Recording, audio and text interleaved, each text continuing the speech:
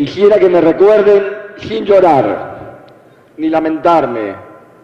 Quisieran que me recuerden por haber hecho caminos, por haber marcado un rumbo, porque emocioné su alma, porque se sintieron queridos, protegidos y ayudados, porque interpreté sus ansias, porque canalicé su amor. Quisiera que me recuerden junto a la risa de los felices, la seguridad de los justos, el sufrimiento de los humildes. Quisiera que me recuerden con piedad por mis errores, con comprensión por mis debilidades, con cariño por mis virtudes. Si no es así, prefiero el olvido, que será el más duro castigo por no cumplir mi deber de hombre. Debe ser los gorilas, debe ser que andarán por allí, debe ser los gorilas, debe ser que andarán por aquí. Buenas, buenas. Nuevamente de esto no se habla en el 88.7 en Radio La Sotana.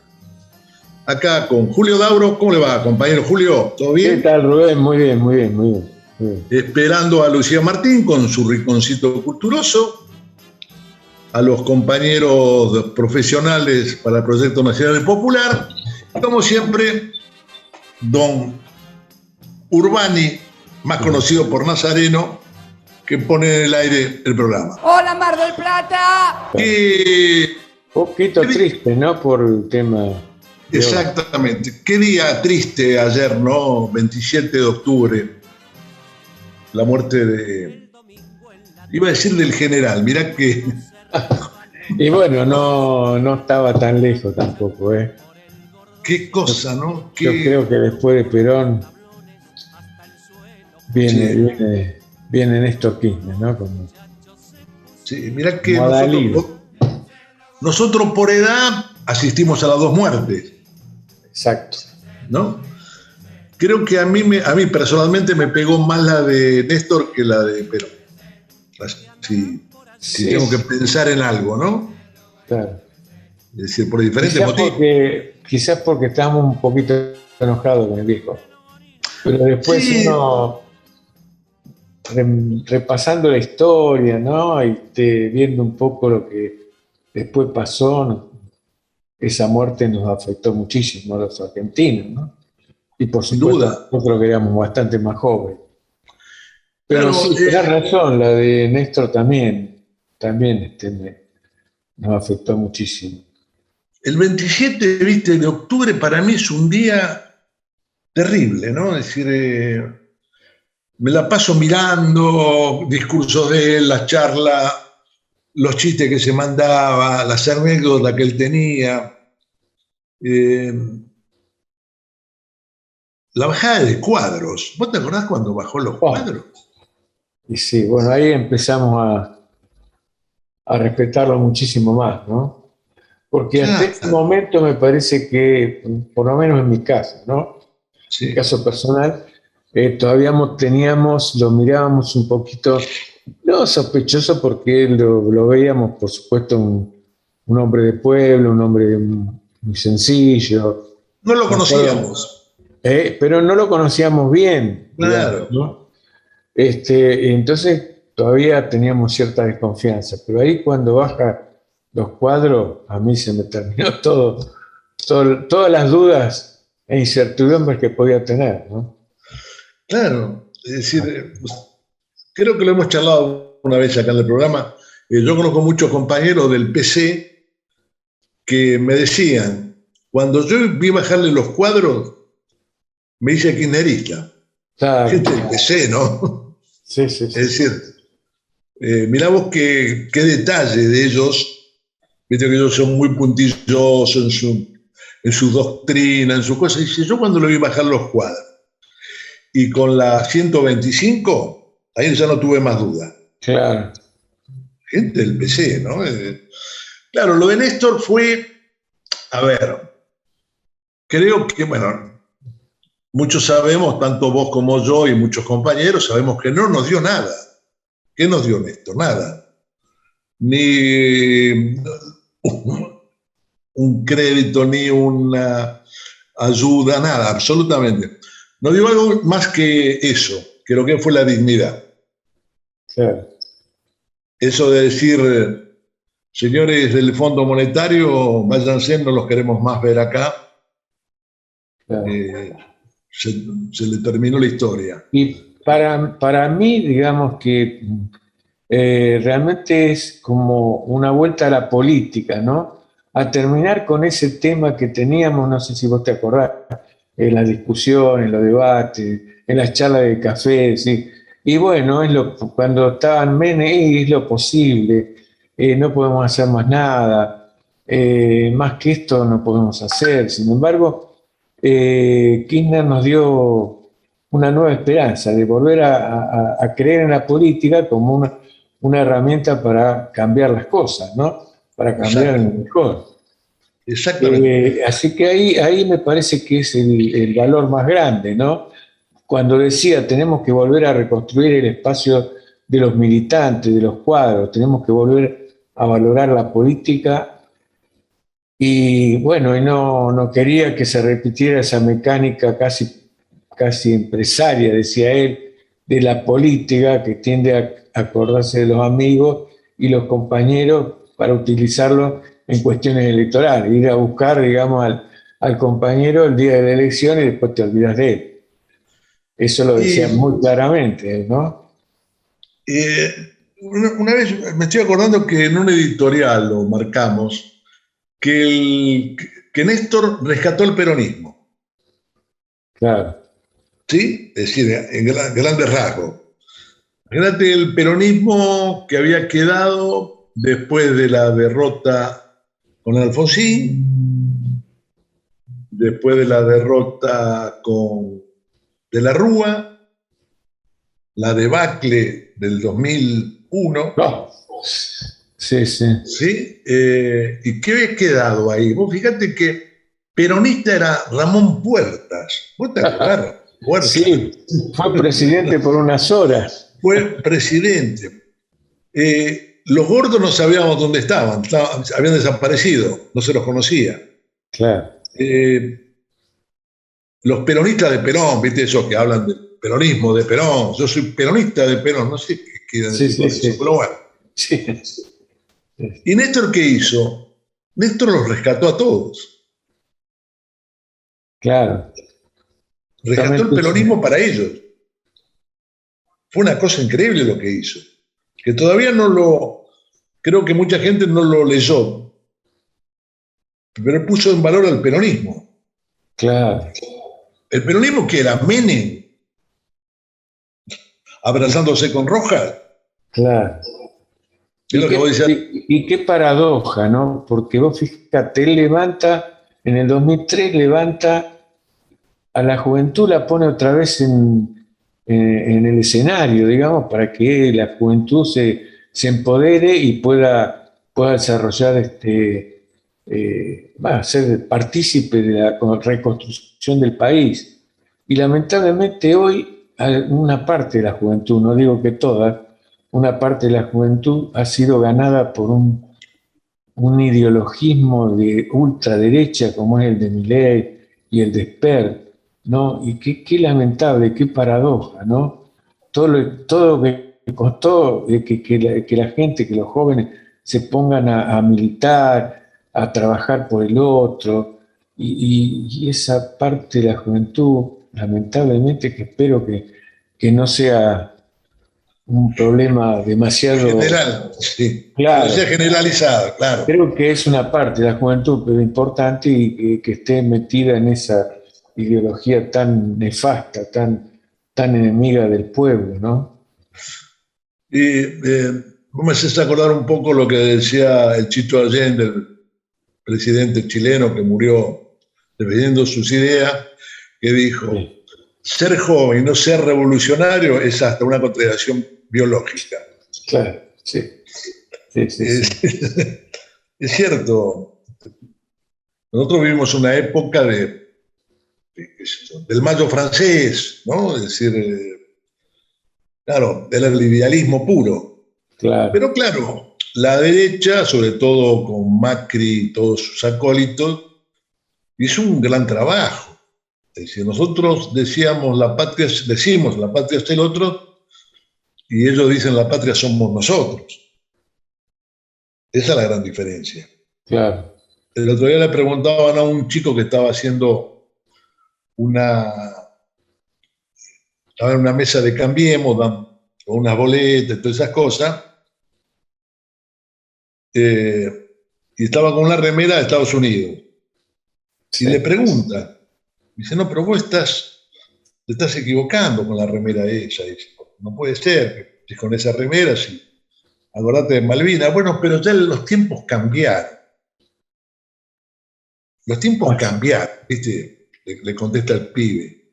Pobre pibe, ¿no? Es decir, te digo sinceramente, no me dio bronca. Digo, pobre chico ¿no? Es decir, que se quedó con ese verso.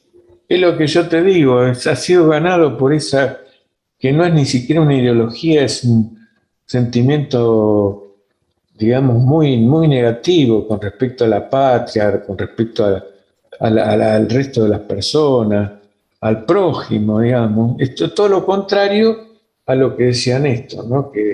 O lo que decía Cristina después, que la patria es el otro. Esto es al revés. La patria soy yo y me voy a donde quiero y me voy de acá hasta... Y hago lo que quiero. La patria soy yo, claro. Es un país de mierda y me voy a otro lado para hacer mi vida y que se mueran todos. ¿Viste? Esa parte que es terrible. Es claro. La falta de solidaridad total con el hermano, con el amigo, con el vecino, con el ciudadano en última instancia, ¿no? Con la patria, con los valores. Bueno. Hubo dos hechos que yo siempre me acuerdo de Néstor. El primero fue cuando Escribano, el del diario La Nación, le presentó los 5 puntos. ¿Te acordás? Antes de asumir. Sí. Ultimátum. Y el ultimátum le dijo, bueno, flaco, esto es así. Sí. Más de 6 meses no durás. Si no haces caso, no durás. Claro. Tuvieron 12 años. Y la otra fue cuando, después lo contaron, ¿no? Lo decían algunos ministros, que los maestros de Entre Ríos tenían problemas porque no cobraban hace unos meses. Y no sé quién fue, le dijo, mirá, dice, ¿cuánto se le debe? Tanto. Dice, bueno, decirle que a Labaña, que era ministro de Economía, no fue así. Filmu fue y le dijo, hay que pagarle. Sí. Y Filmu fue y le dijo, bueno, voy a hablar con Labaña para los fondos. Dijo, claro, no, pará. Que el presidente soy yo. Como diciéndole, que Labaña se arregle, que les pague. Y al otro día lo arregló. Sí. Eso fue muy a continuación de cuando había asumido, semana. Creo que. Claro, a los 2 días fue. A los 2 días. 2 días. Sí. Exacto. Claro, pero le dijo, no. Dice, el presidente soy yo. Hay que hacer. Que Labaña se arregle, que consiga la plata. Exactamente. Me parece que fue fantástico, ¿no? Es decir, esa actitud que hoy por hoy nosotros decimos, y si Néstor pudo, como el gobierno nacional y actual no está pudiendo en algunas cosas. Bueno, algunos opinan, y yo comparto parte de eso que dicen, que estamos en situaciones muy distintas, pero había que estar también en 2013, después de la crisis del 2001, después que se habían cerrado miles y miles de fábricas, gente sin trabajo, veníamos del menemismo, veníamos de la Rúa, y no paraba nunca de caer el país y sin embargo él, bueno, no solamente predicaba también con el ejemplo, ¿no? Con ese ejemplo que vos das, digamos, de que él toma la manija y dice que no, hay que resolver este tema, que se arregle el ministro de Economía. Claro. Pero tenemos que resolver un problema urgente y lo vamos a resolver. Claro, es posible que son situaciones distintas, pero uno por ahí piensa, exige o le gustaría que por ahí hay medidas que este gobierno podría tomar. No te digo por ahí todas las medidas que uno le gustaría, pero sí algunas. Caso típico Vicentín, fíjate, fueron procesados los 14 directivos de Vicentín, Sí, sí, sí. hace 2 días, 3 días. Sí, sí. Un procesado que hasta ya están hablando de que a algunos ya le corresponderían muchos años de cárcel por la estafa que hicieron. Claro, claro. Ahora, cuando Alberto dijo que iba a intervenir, después no, se diluyó la gente.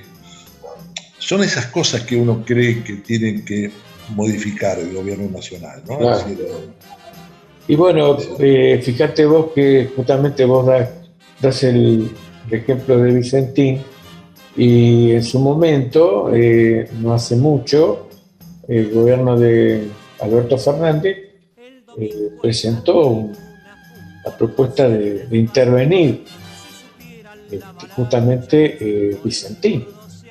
Y bueno, se tuvo que dar marcha atrás, porque o bien no fue bien pensado el tema, o no fue bien implementado. La cuestión que los sectores del poder lo hicieron retroceder, le torcieron el brazo y tuvo que volver marcha atrás con todo el tema.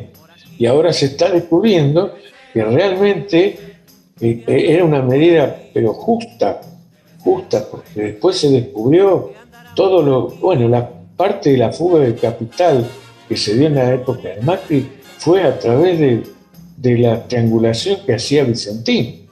sí, La venta de aceite, venta de trigo, venta en fin, todo lo que comerciaba con el mundo Vicentín era parte de lo que después se quedaba con los dólares, digamos, que había tomado el propio Macri. sí, era un partícipe necesario Vicentín para ellos. Pero sí, digamos que cómplice. Si vemos el tema del delito, es un cómplice. Ya están hablando, hasta alguien arriesgó, dice, a esto le cabe hasta 50 años de cárcel. Nos vamos a los títulos de la semana y ya volvemos, dale. Vale. Estos son los títulos de la semana en De Esto No Se Habla. La justicia imputó a 14 directivos de Vicentín por defraudación y estafa. El fiscal de la Unidad de Delitos Económicos de Rosario, Miguel Moreno, imputó a 14 directivos de Vicentín por el delito de balance falso en concurso real por defraudación y estafa en 6 hechos cometidos contra bancos extranjeros damnificados por el default de la agroexportadora, el síndico Omar Escarel como príncipe necesario y el director financiero del grupo, Roberto Gase, y Miguel Vallata por la estafa. Proponen penas de prisión para quienes talen o desmonten sin autorización. A fin de proteger los bosques nativos de la Argentina, que representan el 20% de la superficie continental del país, el diputado nacional Lucas Godoy, de Igualar, propone la inclusión en el Código Penal del delito de desmonte, con fuertes penas de prisión para quienes realicen talas o desmontes sin las correspondientes autorizaciones legales. El gobierno confirmó la aplicación de la tercera dosis desde diciembre. Lo confirmó la ministra de Salud de la Nación, Carla Bisotti, respecto al esquema de vacunación de personas inmunocomprometidas y mayores de 50 años inoculadas con la vacuna Sinopharm. Espionaje ilegal. La justicia rechaza otro pedido de la defensa de Macri. El presidente del Tribunal de Apelaciones marplatense, Alejandro Taza, rechazó el pedido de la defensa del expresidente de sustanciar una serie de medidas de pruebas y realizar luego una audiencia antes de resolver la continuidad del juez federal interino de Dolores, Martín Baba. El etiquetado frontal de alimentos es ley. La normativa fue convalidada con 200 votos a favor, 22 negativos y 16 abstenciones. La iniciativa busca advertir a los consumidores y consumidoras sobre los excesos de grasas, sodios y azúcares en los productos con el fin de prevenir problemas de salud. Convierten en ley los proyectos para beneficiar a los trabajadores viñeteros. De acuerdo a esa iniciativa diseñada por la senadora mendocina del Frente de Todos, Anabel Fernández Sagasti, los trabajadores y las trabajadoras de la actividad vitícola podrán jubilarse con 57 años cuando tengan acreditados 25 años de servicios. Aprobaron en diputados el alivio fiscal para entidades sin fines de lucro. La iniciativa presentada por el presidente de la Cámara Baja, Sergio Massa, condona deudas de cooperativas, bomberos voluntarios, bibliotecas, clubes de barrio y organizaciones de pueblos originarios. Antes de finalizar los títulos, les contamos con orgullo que ya hay más de 58.990.000 vacunas aplicadas en nuestro país. Son más de 33.390.000 personas con al menos una dosis y más de 25.600.000 con ambas. Sigamos cuidándonos, que ya estamos más cerca de recuperar la vida que queremos. Y es posible porque tenemos en la Argentina un Estado presente para todos.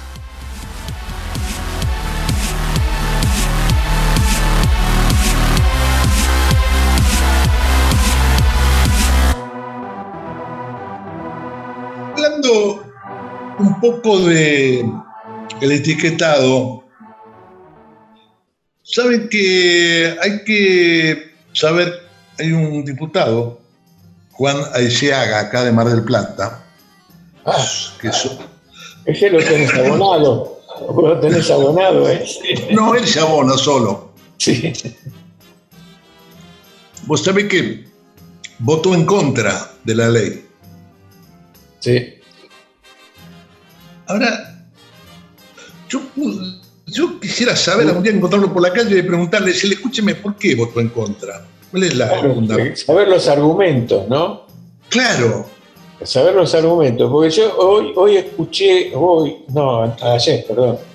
Sí. escuché antes de la sesión, escuché una del PRO, una diputada del PRO, de hecho, Sí. que bueno, explicó un poco los argumentos que ella tenía, que decía que podía afectar el comercio exterior de la Argentina, porque si vos mandás determinados productos con ciertas características, como el etiquetado, te lo pueden rechazar en otros países que no tienen la misma legislación, etcétera, etcétera. Eran argumentos, de alguna manera, no eran, digamos, con respecto a la ley, porque decía que ella estaba de acuerdo con el etiquetado, pero que tenía que ser mucho menos evidente porque, bueno, justamente por este tema que estaba relatando antes. Pero son argumentos, ¿no es cierto? Bueno, pero Está bien. de todas maneras no sé si votó en contra o no, pero expuso por lo menos un argumento. Pero Claro, no sé qué puede haber. Votó directamente que no. Que no, directamente que no. Claro, yo, por ejemplo, estuve mirando la lista de los 16 diputados que votaron que no. Obviamente todos son de la coalición de Cambiemos. Claro. Y me llamó mucho la atención dos cosas. Una, que la mayoría eran diputados de Jujuy, unos, y de Tucumán, otro. Averiguando un poquito más, me entero que los señores feudales del azúcar eran los que le decían, muchacho, Lo del Ledesma, digamos. claro, muchacho, esto no tiene que salir, y se termina el negocio, de alguna manera. Claro. Sí. O fíjate la lista, en página 12 lo podés mirar, la mayoría son de Jujuy y Tucumán. No, me llama mucho también Ritondo. Mirá vos, Ritondo, hay muchachos de Matadero, allá de Buenos Aires, no quiere saber nada. Ahora, ¿cuál es la cosa que no les gusta? Son los diputados, legisladores de los empresarios, son Claro, los voceros, son justamente. las personas que los lobbies que van, digamos, a presionar sobre determinadas leyes, a aprobar o no determinadas leyes, pero en nombre de los empresarios, son claros. Una cosa realmente no extraña, es clarísimo, ¿no? Pero bueno, así tenemos estos diputados. Y pasamos a otro tema que es creo, el más importante en el día de la fecha, que es la presentación del expresidente Mauricio Macri en el juzgado de Dolores. Como todos sabemos, tiene que declarar, esta es la tercera vez que lo mandan a llamar, creo que si no se presentaba lo iban a ir a buscar, por el tema del espionaje de los familiares de Lara San Juan. Fue un acto realmente político que hace Mauricio Macri junto con sus acólitos, el primo, Chever, el de la Sociedad Rural, Iglesias, Lombardi. Había un grupito de gente y, por supuesto, Patricia Bullrich. Antes de ir a declarar, al tribunal, arman un escenario que se lo arma, mejor dicho, el intendente de Dolores, con una particularidad. La cantidad de empleados municipales con carteles que había, inclusive por radio le dijeron, y nos mandó el jefe acá. Así que tuvieron que trabajar de asistentes al acto de Mauricio Macri. Yo me quedé con 3 o 4 frases que tomé de Patricia Bullrich y de Macri. Patricia Bullrich, antes que hablara Macri, dijo: somos la autoridad moral. Realmente esto asombra. Porque con las mentiras que nos tiene acostumbrado la señora Bullrich, y decir que somos la autoridad moral realmente asusta bastante. La otra historia que arma Macri, dijo que no había mucha gente porque las camineras había parado a los casi 400 micros que ellos habían pensado llevar a Dolores. No sé, ¿alguien vio en las camineras 400 micros? Medio difícil, ¿no? Y lo fundamental acá es cuando Macri habla de que usan la tragedia para hacer daño, refiriéndose al gobierno nacional. Habría que recordarle a Macri que él se usó muy bien la historia de Cromañón, por eso fue elegido jefe de gobierno de Cava. Utilizó muy bien la tragedia de los 10 o 11 bomberos en el incendio de Mont-Blanc. Utilizó muy bien la muerte de Nisman, y él habla de que los muchachos del gobierno nacional y popular es la tragedia. A todo esto se suspendió la audiencia de Mauricio Macri porque no fue relevado del secreto que tienen todos los presidentes sobre los vínculos con la sociedad de AFIP, es decir, los servicios de inteligencia. Según parecería, el juez Baba va a citarlo nuevamente, siendo relevado del secreto para poder expresarse. Ese secreto lo tiene que darle el presidente de la Nación. Queda la duda, es si el juez le preguntó a Macri: señor, ¿usted está relevado del secreto? O si el abogado de Macri le dijo: mire, señor juez, que no está relevado del secreto, para estirarlo. Esas son las dudas que nos están quedando por ahí. Nos vamos a un corte y ya volvemos. Debe ser los gorilas, debe ser. que andarán por allí, Debe ser los gorilas, debe ser. que andarán por aquí. Quiero que quede claro que como presidente de la Nación Argentina no tengo miedo, ni les tengo miedo, que queremos el ejército de San Martín, Belgrano, Mosconi y Sabio, y no de aquellos que asesinaron a sus propios hermanos, que fueron de Videla, Galtieri, Viola y Viñones. Hay un nuevo país. Necesitamos soldados comprometidos con el destino de la patria. Y como presidente de la Nación Argentina, vengo a reivindicar un ejército nacional comprometido con el país y alejado definitivamente del terrorismo de Estado. Señores oficiales y suboficiales, les pido fuertemente ese concepto y esa filosofía que definitivamente los incorpore a la construcción de la patria que los argentinos necesitamos. Muchísimas gracias.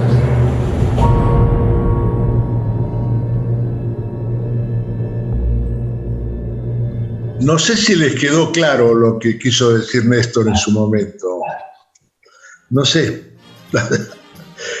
El ejército popular, ¿no? Es decir, lo que...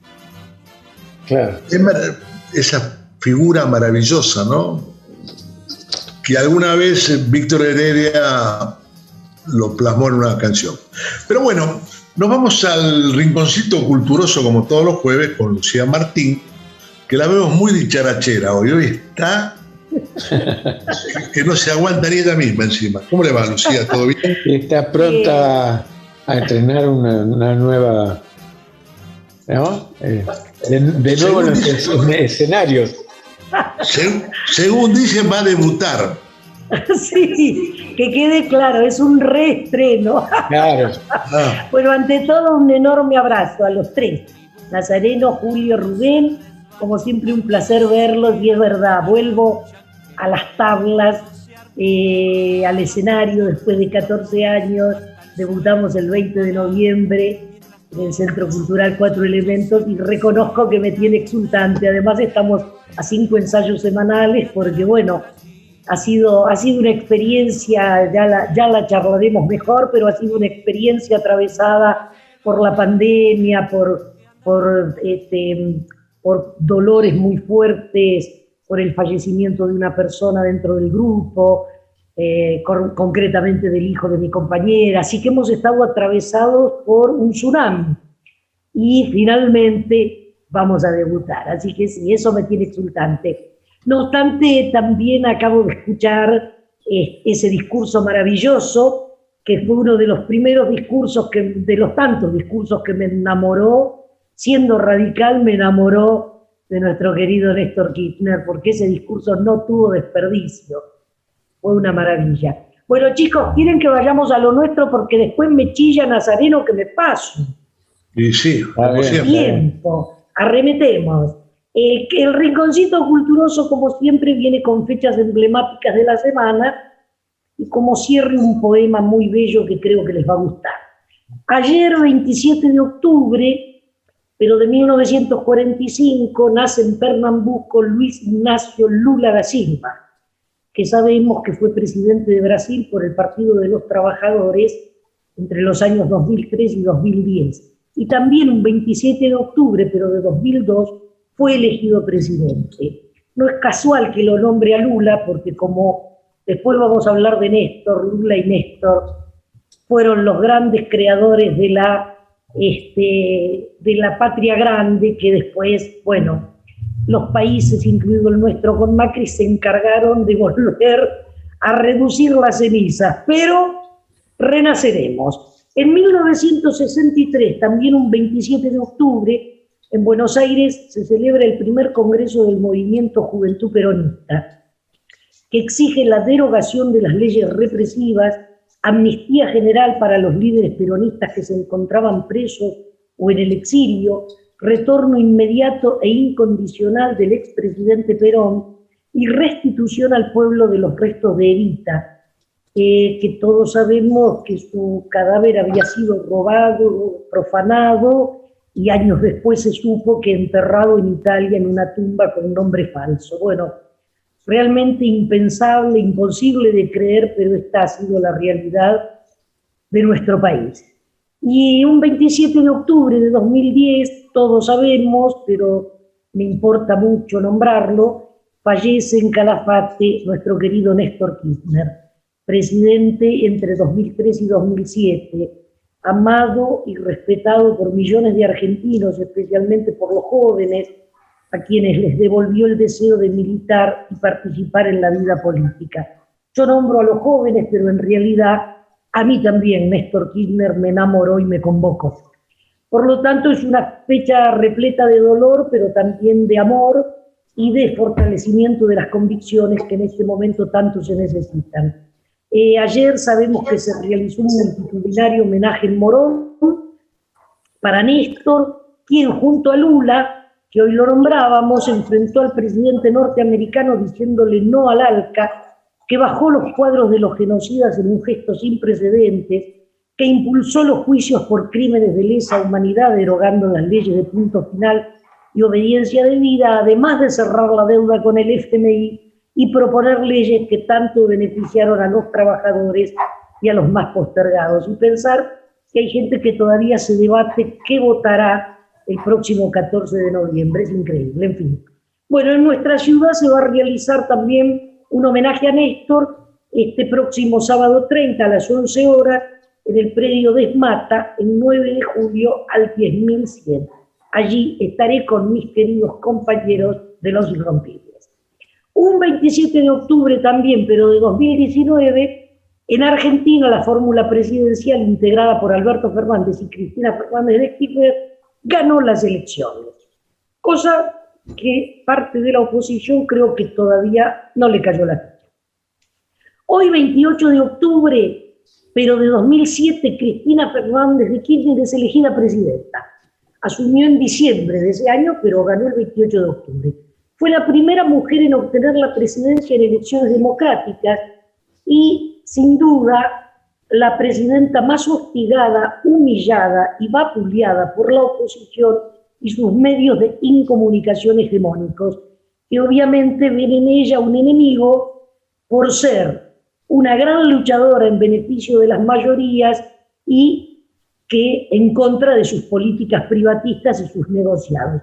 Además, por ser mujer, eso ya la convierte en un monstruo definitivo. Bueno, dentro de 2 días, 30 de octubre, se celebra el Día de la Recuperación de la Democracia en Argentina, y también es una fecha fundamental para todos nosotros, ya que fue el día que el pueblo consiguió el regreso a la democracia después de 7 años de la más sangrienta dictadura cívico-militar eclesiástica que vivimos en la historia.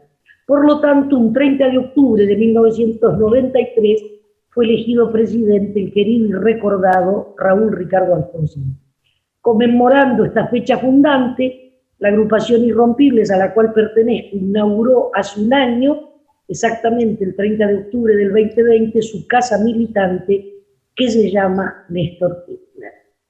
Todo da vueltas y se junta en algún momento. Bueno, muy bien, chicos, para cerrar la columna, y como en estas cosas que les comenté, básicamente he aludido a hechos fundantes de nuestra historia. Si hablamos de Irigoyen, si hablamos de Perón, si hablamos de Evita, si hablamos de Alfonsín, de Néstor, de Cristina, hablamos de los hechos fundantes de nuestra historia nacional y popular. Así que elegí un fragmento del poema Canto a la Patria de José Pedroni, donde alude, también les comento esto, por sus nombres de pila, a muchos de nuestros grandes patriotas fundadores de nuestra querida y vapuleada República Argentina. Allá va el fragmento de Canto a la Patria.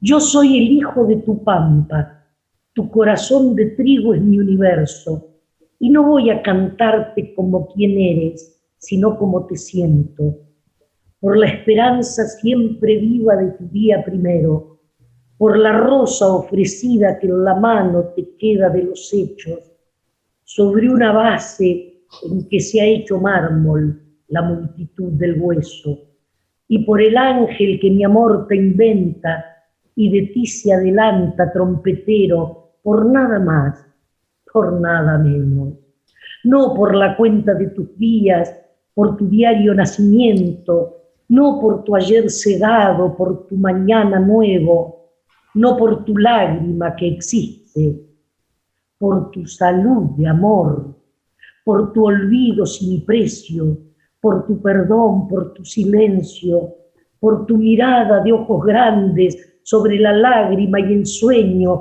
Argentina es tu nombre que desafía el tiempo. Estás hecha del numen de Mariano, que es el fuego, y el del gran capitán que toma el rayo donde lo bate el cielo, de nada más, de nada menos.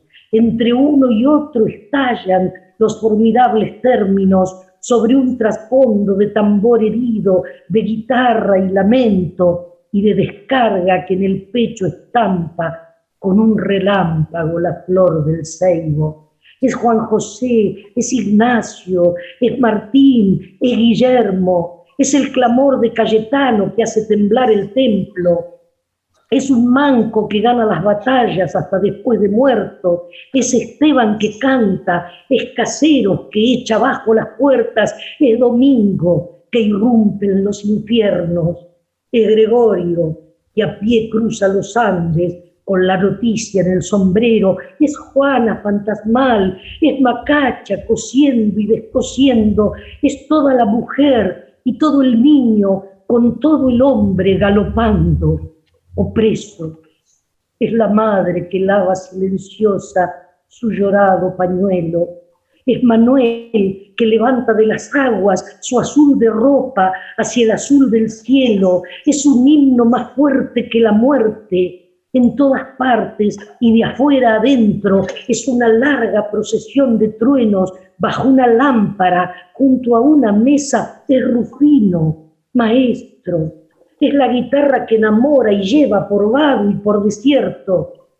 Es la que llora a Juan en Humahuaca, es Martín Fierro, es Nicolás Pujantes, Leandro profético, es María de Alcorta con su grito, es Lisandro que se derrumba en trueno. Argentina te llamas, que no conoce el sueño. Tu destino es de amor, tu sal del hombre, de todo el hombre por el mundo entero, porque es una la lágrima y la sangre de todo el hombre que quedó en tu suelo. Así lo quiere el hombre numeroso que planta el árbol y que bate el hierro.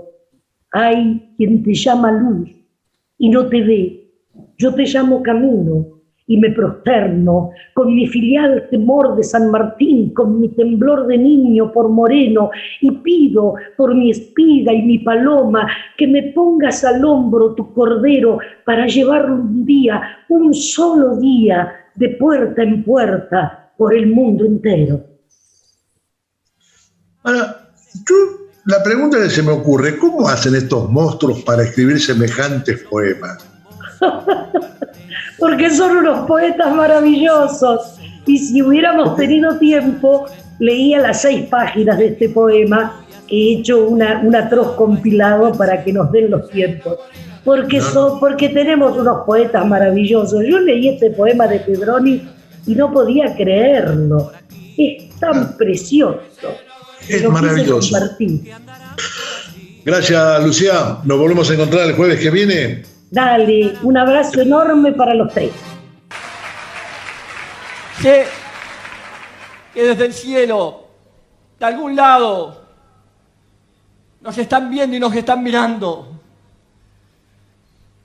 Sé que se acordarán de aquellos tiempos. Yo sé que no estuvimos por ahí a la altura de la historia, pero seguimos luchando como podemos, con las armas que tenemos, soportando los apretujones y los aprietes que nos puedan hacer, pero no nos van a quebrar, compañeros y compañeras. Aquella bandera y aquel corazón que alumbramos de una Argentina con todos y para todos va a ser nuestra guía. Y también la bandera de la justicia y la lucha contra la impunidad. Y también dejar todo para lograr un país más equitativo, con inclusión social, luchando contra la desocupación, la injusticia y todo lo que nos dejó en su última etapa esta lamentable década del 90, como epílogo de las cosas que nos tocaron vivir. Por eso, hermanos y hermanas presentes, compañeros y compañeras que están presentes por más que no estén aquí, madres, abuelas, chicos, gracias por el ejemplo de lucha. Defendamos con fe, con capacidad de amar, que no nos llenen el espíritu de odio, porque no tenemos odio, pero tampoco queremos la impunidad. Queremos que haya justicia, queremos que haya realmente una recuperación fortísima de la memoria y que en esta Argentina se vuelva a recordar y a recuperar y a tomar como ejemplo aquellos que son capaces de dar todos por los valores que tienen. Y hubo una generación en la Argentina que fue capaz de hacer eso, que ha dejado un ejemplo, que ha dejado un sendero, que ha dejado sus vidas, que ha dejado sus madres, que ha dejado sus abuelas, que ha dejado sus hijos. Hoy están presentes en las manos de ustedes. Muchísimas gracias y abracémonos fuertemente por un país distinto. Muchas gracias. De regreso, de esto no se habla, y como siempre tenemos la columna del doctor César Ventimiglia, que nos seguirá desarrollando el tema de en la seguridad y de la participación ciudadana. Así que te dejo, César, te doy la bienvenida y seguimos hablando del tema. Bueno, buenas tardes, Julio, buenas tardes a los compañeros que están del otro lado. Sí, la semana pasada habíamos tocado algunos temas vinculados con el plan estratégico que se elaboró con la participación de más de 100 instituciones locales en el año 2013.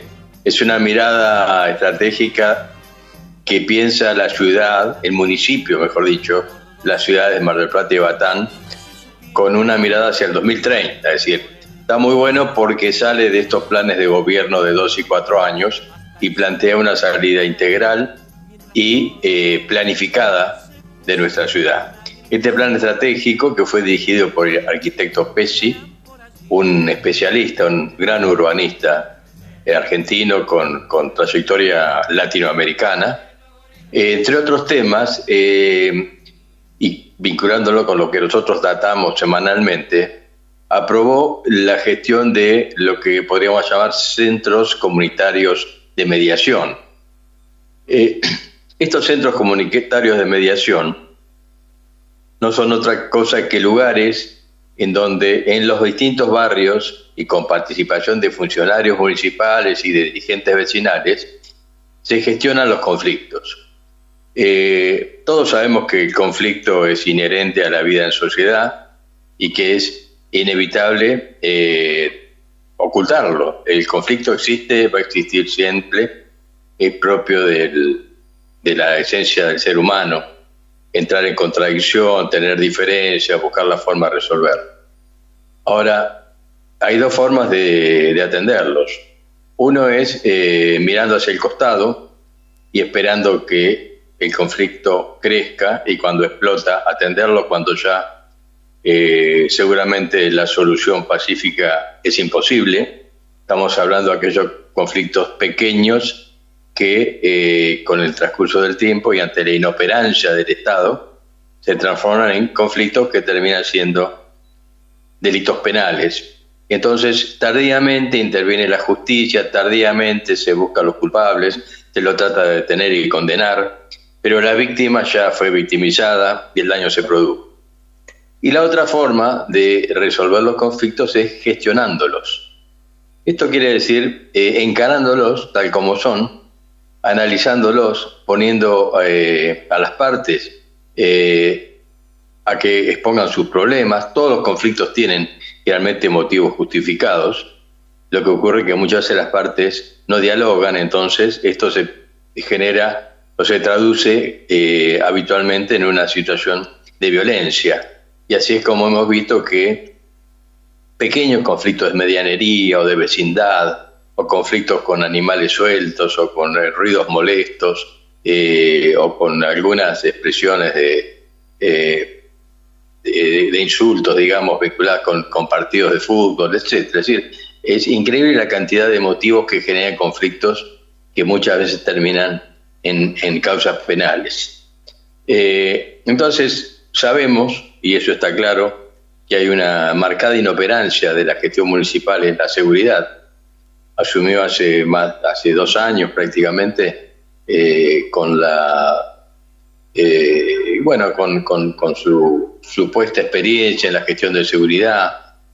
Se supone también que iba a tener un plan de seguridad que todavía no apareció, transcurriendo ya la mitad de su mandato, con lo cual claramente todo se ha ido en grandes discursos, en soluciones tecnológicas que suenan muy simpáticas, como hablar de los cordones informáticos o digitales, hablar de cámaras de seguridad. Bueno, se habla mucho de la tecnología, pero nos olvidamos de lo fundamental del tema, que es el ser humano, que es el vecino, que es el vecino de carne y hueso, que tiene un conflicto y que no se lo va a resolver un sistema de cámaras digital o un monitoreo esporádico de alguna imagen municipal.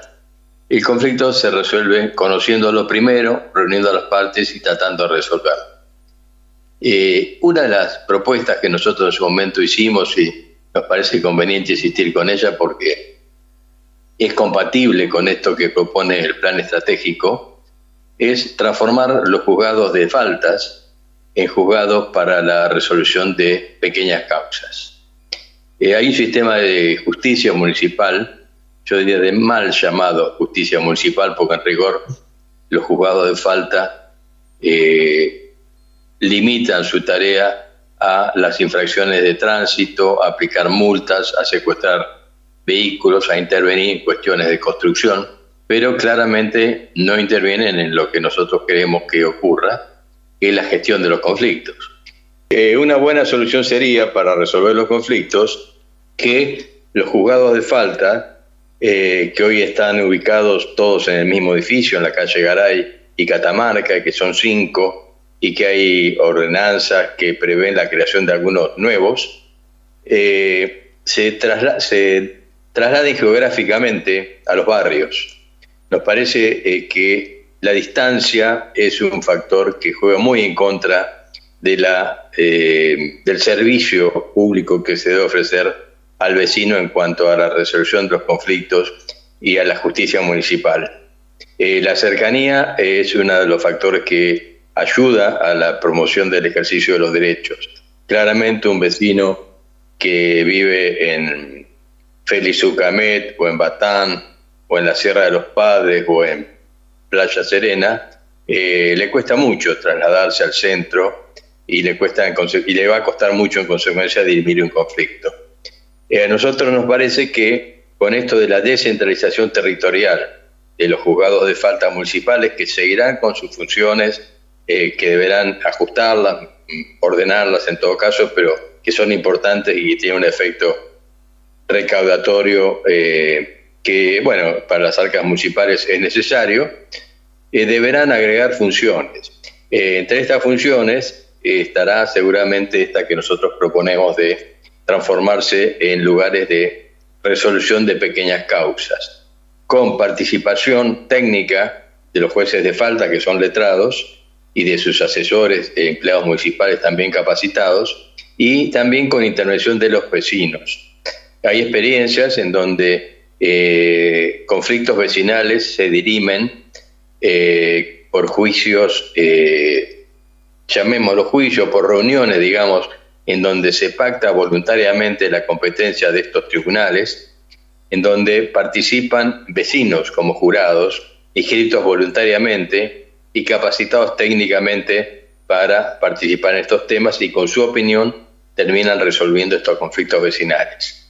Esto que planteamos puede parecer una fantasía, una utopía, un imposible, pero en realidad no es así. Los dirigentes barriales que nosotros tenemos, que han demostrado su valía, sobre todo a partir de la pandemia, en donde ya sea dirigentes fomentistas, miembros que conformaron los comités barriales de emergencia, dirigentes de los foros vecinales de seguridad, han gestionado y han proporcionado soluciones que muchas veces el Estado municipal no pudo conseguir. De manera que de lo que se trata es de, con estos buenos vecinos, que en realidad son dirigentes naturales de su lugar, que conocen su territorio, conocen sus vecinos, conocen sus costumbres, sus hábitos. Lo único que hay que hacer es canalizar esa sabiduría popular con alguna capacitación que el Estado tendrá que brindarle, para que ellos participen haciendo lo mismo que hacen de forma tal vez anárquica o desordenada, pero naturalmente lo hacen, e intervengan en la resolución de los conflictos que se generan en los pequeños conflictos que se generan en los barrios. Y repetimos que el único objetivo que persigue esto es que esos pequeños conflictos que se pueden resolver no se transformen en delitos graves que finalmente terminan con alguien condenado y con alguna víctima, y es la solución tardía del Estado. Por eso insistimos, es importante recoger aquella recomendación del plan estratégico. Recordamos que participaron más de 100 instituciones en su elaboración, y reflotar esta propuesta de los comités barriales para seguridad, mejor dicho, de los centros de mediación comunitaria, para que se puedan implementar en nuestro municipio. Bien, nos gustaría seguir hablando de este tema porque vemos que el plan estratégico tiene mucho para sacarle, mucho fruto para sacarle. Así que en las próximas sesiones podemos llegar a conversar estos temas, ¿no? Tan interesantes, tan como lo has expuesto vos. Así que sí, solicitamos eso, que en las próximas sigamos profundizando sobre este tema, ¿no? Sí, es un trabajo muy bueno que se hizo, que demandó muchas horas de esfuerzo, mucha participación ciudadana, y es una pena que quede ahí archivado en un congelador, en un freezer, cuando en realidad es una propuesta con política de Estado para nuestro municipio.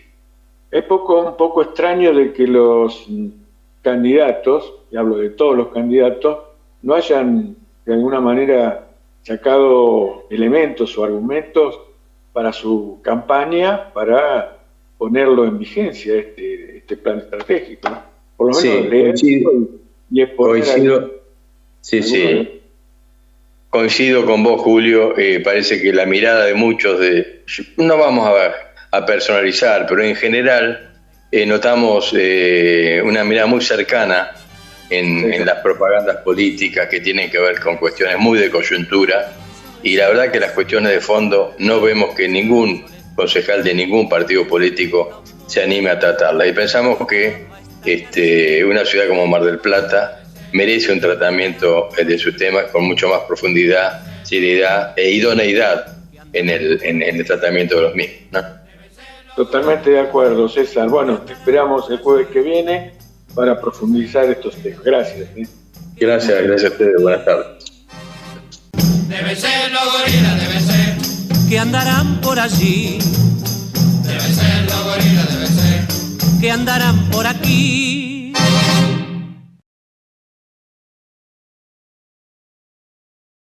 Vengo a proponerles un sueño, que es la construcción de la verdad y la justicia. Vengo a proponerles un sueño, que es el de volver a tener una Argentina con todos y para todos. Les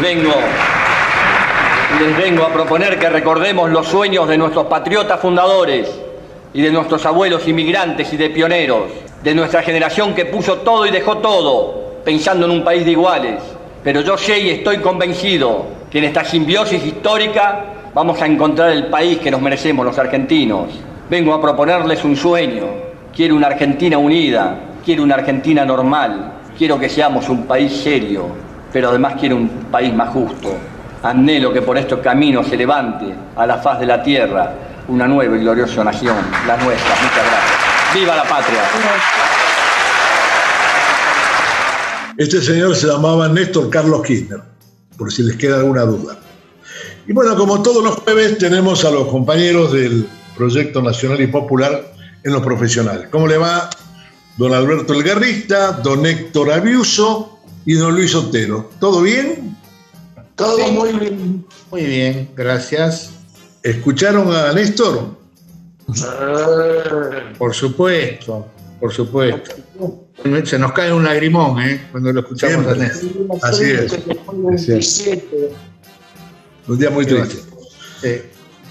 Gente, cuéntenos el tema de ¿qué pasó en la Universidad de Mar del Plata? Bueno, no sé, empiezo yo, muchachos. Sí, dale. Una breve síntesis, digamos, sin entrar en detalle con los números. Bueno, nosotros estábamos sosteniendo la candidatura de Daniela Tenucci y de Mariana Fautel, y el otro sector sostenía la candidatura de Lazzaretti y Berardo.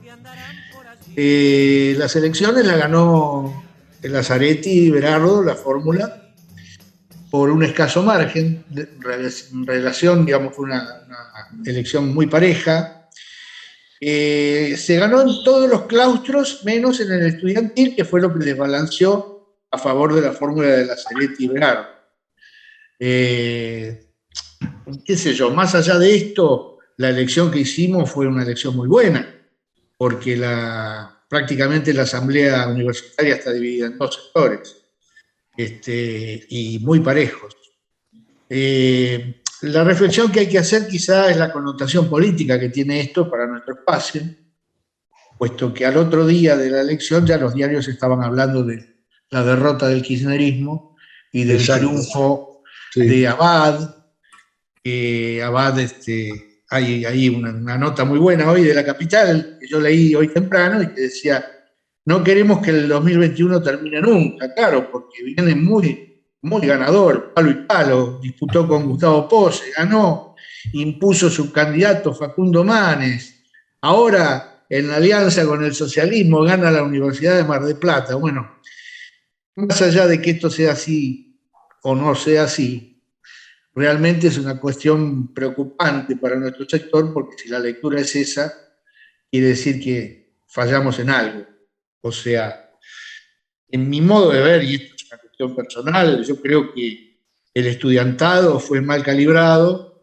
El estudiante que nosotros tenemos en la cabeza por ahí no es el estudiante que resulta ser. Yo creo que habría que reflexionar bastante sobre eso. Basta ver el perfil que enarboló cauces del sector del claustro estudiantil, donde hay 4 candidatos, donde uno dice, por ejemplo, que su único objetivo en el mundo, en la vida es recorrer el mundo, el otro que está abonado a uno de los boliches de moda y que le gusta bailar, que le gusta tomar vino blanco, en fin, toda una serie de cosas que nosotros por ahí soslayamos porque no estamos de acuerdo con esa mirada, pero creo que habría que revisar bastante sobre eso. Me parece que tenemos que revisar bastante. No somos nosotros, por supuesto, son los compañeros estudiantes los que deberían estar en esa lucha, ¿no? Pero bueno, básicamente es eso. Como resultado de las elecciones, entonces tiene 4 años más el socialismo, que es lo único que tiene en el país, la Universidad de Mar del Plata, y en alianza con el radicalismo, digamos, sostiene esta nueva gestión a futuro, ¿no? Ahora, una pregunta para un neófito, ¿no? ¿Cómo es posible, cómo se da esta situación que habiendo ganado los 3, mejor dicho, y perdiendo en uno, no se pueda lograr se suman los votos directamente, no es proporcional, digamos, a cada una de las categorías? No sé, Tito, si querés explicarlo vos. No, yo lo que quería decir, yo quisiera retomar una mirada política de todo esto, más allá de que después podemos analizarlos punto por punto y demás, con más tiempo, y tratando de hacer una evaluación importante de esto. Cuando charlamos hace unas semanas atrás sobre este tema que se venía, las elecciones, vos, Toto, hiciste una figura que estas elecciones y las pasadas también, pero acá repercutió con absoluta y total claridad lo que vos dijiste, no se jugaban valores eminentemente formativos, educativos, de formación profesional, de investigación, en fin, de todo lo que uno o el común de la gente imagina lo que es la universidad. Acá se jugaron tanto del lado nuestro como del lado de la contra, por así decir, de la contra de nosotros, de la contra de Cristina, de la contra de Alberto, se jugaron esos valores. Valores que hacen a la coyuntura política, pero no universitaria, sino otra coyuntura política. Y si no, veamos al derrotado de Pulti, que influenció sobre su concejal en el Consejo Deliberante, que es la presidenta de, ¿cómo se llama?, de Ciencias de la Salud, y tal vez si eso no se hubiera roto, el otro gallo cantaría, pero se rompió por la influencia de Pulti. Pulti ya perdió, digamos, la chaveta de lo popular acá en Mar del Plata, y se ha aprendido en esta, para ver con qué morralea después en el reparto de los cargos políticos que se generan en la universidad. Fíjense lo que ha pasado, por ejemplo, yo seguí muy de cerca y trabajé bastante para las elecciones en la Facultad de Ingeniería, me lo pasó el ICABE, los resultados son más que auspiciosos para nosotros. Pero la cosa fue así, se ganó en graduados por paliza, se ganó en docentes por paliza. Sobre 400, tanto docentes como graduados, se dio más o menos lo mismo. Sobre 400 votos se ganó por el 10%, por más del 30%. Ahora, Cauces tomó y ganó la representatividad en todos los claustros, en todas las unidades académicas. Entonces, en eso está la diferencia. Ganaron por 6 votos. Por 6 votos. Y nosotros creo que no tenemos la militancia que tiene Cauces, que entiende al estudiante que va hoy día a la universidad, como lo dijiste vos. Tal cual. Lo dijiste vos. Hoy no van trabajadores a la universidad. Tal cual. Muy difícil que vayan trabajadores o hijos de trabajadores a la universidad. Esta también es una universidad clasista. Es una universidad clasista, quiero decir. Entonces, en el reparto total, en el poroteo, como se vota por 2 representantes por claustro, menos los no docentes, votan 1, que ponen 1, creo, si no me recuerdo, ponen 1. Bueno, en la suma se dio. Ahora, ¿cómo va a ser la universidad? Yo veo un triunfo pírrico en esto. ¿Cómo va a ser la representatividad en el Consejo Superior? ¿Cómo va a ser las asambleas universitarias? Más fraccionadas que nunca, más rotas que nunca. En fin, vamos a ver cómo se dan las cosas, pero no nos olvidemos que tanto en la municipalidad se dieron facilidades, lo han expresado más de uno, facilidades para ir a votar, Yo estoy muy conforme con lo que se hizo en ingeniería. Estoy muy conforme con lo que se hizo en ingeniería, que es lo único que conozco. Y además le quiero contar un chisme. Cuando Cauces quiso participar hace unos cuantos años atrás en Derecho, los mataron a palos. Los democráticos de Franja Morada lastimaron a los estudiantes que quisieron armar causas en Derecho. Yo en este momento estaba trabajando, armando un aulario en Luz y Fuerza, y mi mano derecha era un pibe que era de causa, que era lastimado, ya ni me acuerdo cómo se llama. O sea, fíjense cómo se acomodan los tantos a lo que hacen, a lo que se está preparando, más lo de mañana, con los presuntos 400 camiones, que es el golpe de Estado. Estamos en ejecución por el gorilaje de un golpe de Estado. Estemos atentos con esa cuestión. Luis. Voy a hacer una pregunta a la gente que está metida en la universidad. Cauces, ¿qué línea tiene? ¿Son liberales? Son socialistas creados en la época de Daniel Medina y de Pancho Morea. Exacto. Ajá. En esa época se formaron. Lo que me extraña es el perfil que Toto ha dado y que yo lo he leído también acerca de los integrantes de Cauces en económicas. Son de terror. Yo no puedo decir lo mismo. ¿Cómo un tipo puede salir a decir como campaña política que le gusta el vino blanco y que para él lo mejor que hay es ser el más pachero de Cuba? Pero no de Cuba, nuestra república hermana, sino de Cuba, el boliche que está acá en Playa Grande. Yo no puedo decir lo mismo de los chicos de Cauces, que compartí con ellos unos cuantos trabajos cuando se hizo el anexo de la Facultad de Ingeniería en lo que era el Patronato de la Infancia. Yo trabajé con ellos y son militantes en serio. En serio. Pero esos son de hace 15 años. Hace 15 años. No, yo dejé de trabajar hace 3. Ah, bien. Bueno. Gente. No sé, yo lo que sé es que en arquitectura hemos ganado. ¡Claro, vamos, esa! Esa es la que vale, en arquitectura tenemos un compañero decano. Tal cual. Por favor, eso es lo que hay que ver. Tenemos un compañero radical, pero que pertenece al campo nacional y popular.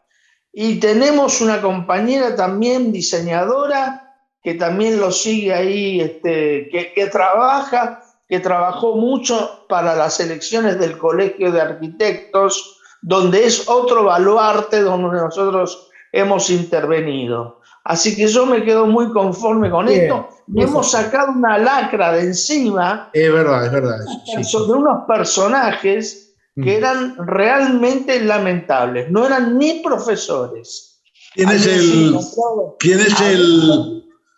el decano para ir cerrando?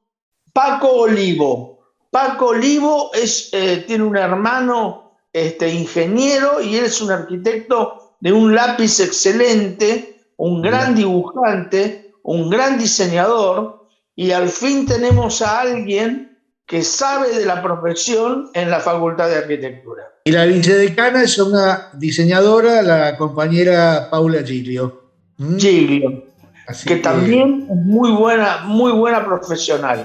Y ahí hay un grupo estudiantil militante muy fuerte en arquitectura. Está buenísimo. Gente, lo tenemos que despedir, se nos fue la hora ya. Luis, si querés pasar los números de teléfono.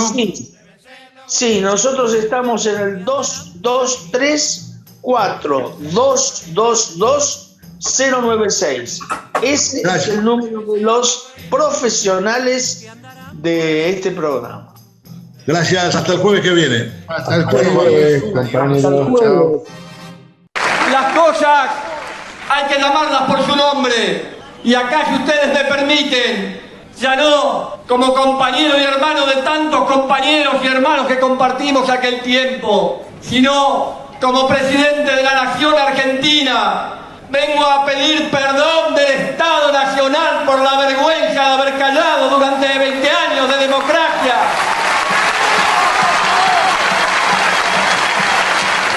De tantas atrocidades. Y hablemos claro, no es rencor ni odio los que nos guía y me guía, es justicia y lucha contra la impunidad. Y a los que hicieron este hecho tenebroso y macabro de tantos campos de concentración como fue la ESMA, tienen un solo nombre: son asesinos repudiados por el pueblo argentino. Bueno, no sé si te quedó claro, Julio, quién era este señor. Sí, no te lo mandaba a decir. Lo decía claramente, sin tapujos, sin medias tintas. Claro, porque no era un tipo... No, era frontal, era frontal con los que tenía que ser. Por eso decían que era duro con los duros y blando con los humildes, ¿no? Así era. Claro. Tipo que te enfrenta y te dice, vengo a pedirle perdón en nombre del Estado, ¿no? Claro. Del 83 al 20 y pico de años, yo nunca escuché un presidente que dijera eso. No. Él se puso el traje de Estado, por así decirlo, ¿no? Y dijo, vengo a pedirle en nombre del Estado. Es decir, cuando ahí empezó con el tema de los juicios, ¿no? De Lesa. Claro.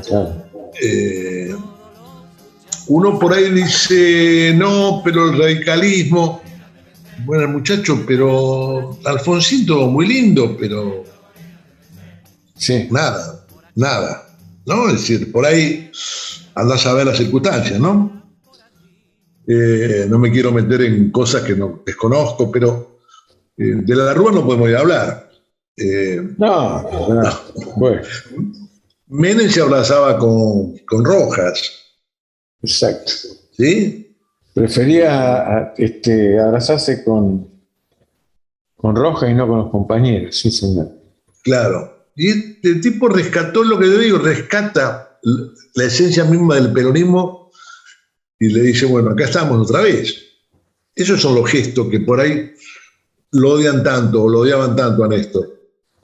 ¿No? Es decir, que el tipo reivindica toda la lucha del peronismo, toda la lucha de los laburantes, todo. Y creo que ahí es donde la gente, la gorilada sobre todo, lo odia. Dijo, no, este tipo como si lo queremos destruir al peronismo. Y ahora está más vivo que nunca. Porque es cierto, el peronismo con él volvió a arrancar. Claro. Pero bueno, siempre nos queda la historia de que lo importante es que haya vivido, ¿no? Es decir, nos duele que se haya muerto, pero mirá si no lo hubiéramos conocido nunca. No, por supuesto, ¿no? Nos trajo otra vez a la vida política, a la luz, a creer un poco en el país, en nosotros, en la militancia, en la construcción política, en la política en última instancia, ¿no? Claro, ¿te acordás de que se vayan todos? Claro, es un poco parecido a lo que están haciendo ahora, que la política es una porquería, los políticos son todos ladrones, son todos iguales. Es la misma, porque es la temática de la derecha. La derecha justamente se aprovecha de la política porque ellos no dejan de ser políticos, porque Macri es político y todos los que conocemos son políticos, pero bueno, lo que están no con cualquier política, sino con la política de ellos, de derechos humanos, la política de la defensa de los humildes, con esa política están en contra, por supuesto. La política de ellos es la de ellos. Es claro. Que quisieran que todo el mundo se vaya a la casa calladito, ¿viste? Calladito. Que no proteste, que no diga nada. La política la hacemos nosotros.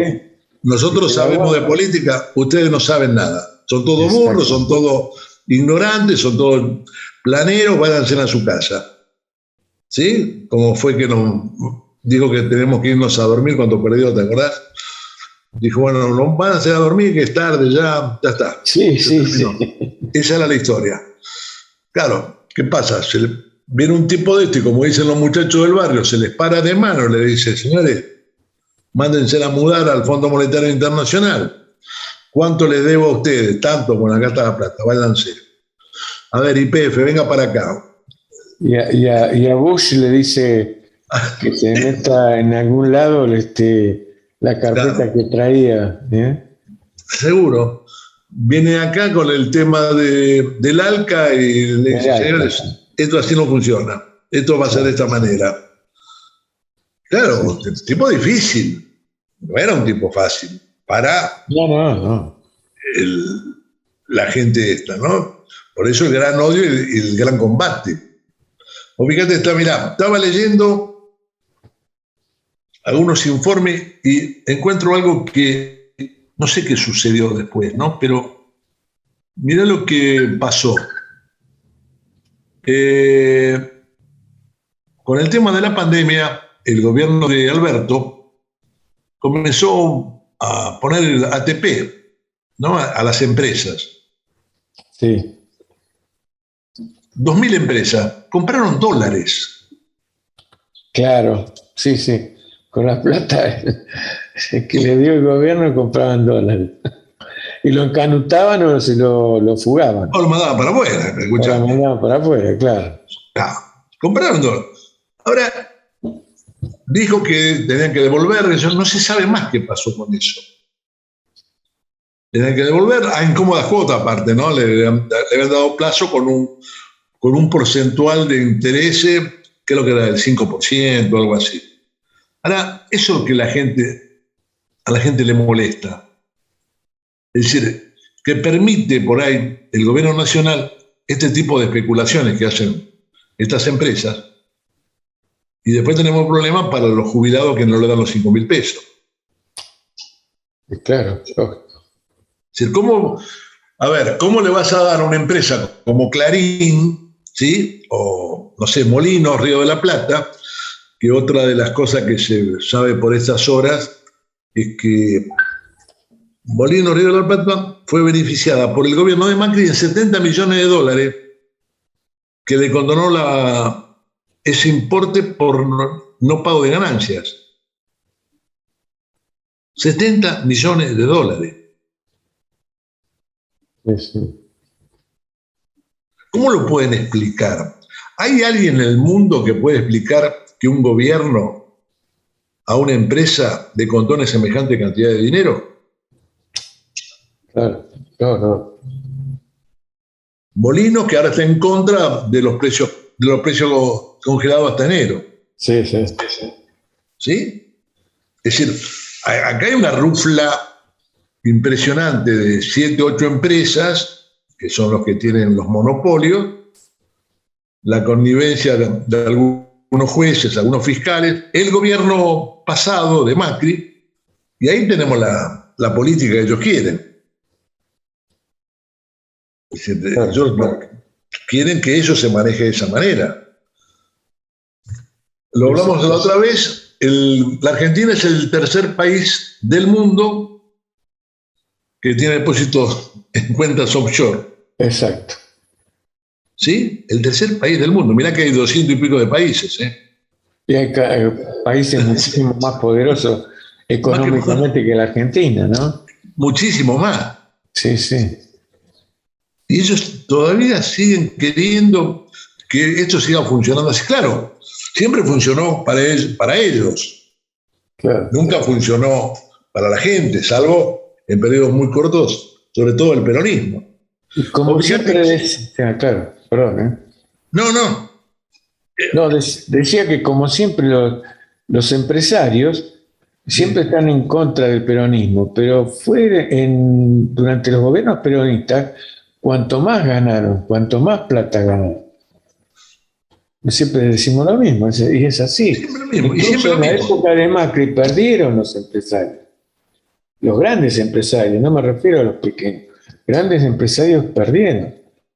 Sin embargo, ahora, por ejemplo, están ganando miles de millones de pesos. Las 4, 5, 10 empresas más importantes, las que proveen sobre todo de alimentos, que son grandísimas, como, bueno, ya las conocemos, ¿no? Y bueno, y se niegan a, digamos, congelar los precios por 5 o 6 meses. Ahora le dijeron como un estado de gracia, así bueno, vamos a bancar hasta las elecciones. Vamos a aguantar hasta las elecciones. Aguantar estos precios hasta las elecciones. Como si no ganaran con esos precios. Siguen ganando fortuna. Pero y después de las elecciones, yo lo que lamento que después de las elecciones va a haber una disparada terrible y bueno. No, seguro. Sin duda que va a ser así. Parada de precios. Lo van a ver al gobierno medianamente débil. Claro. Ellos dicen, débil, dice, bueno, ahora hacemos lo que queremos. Pero fíjate, estaba mirando que hay 3 empresas que concentran el 90% de la facturación de aceite. Sí. 3 empresas. El mercado de gaseosa, 2 empresas. Aguas y agua saborizado, 3 empresas. Azúcar, 3 empresas.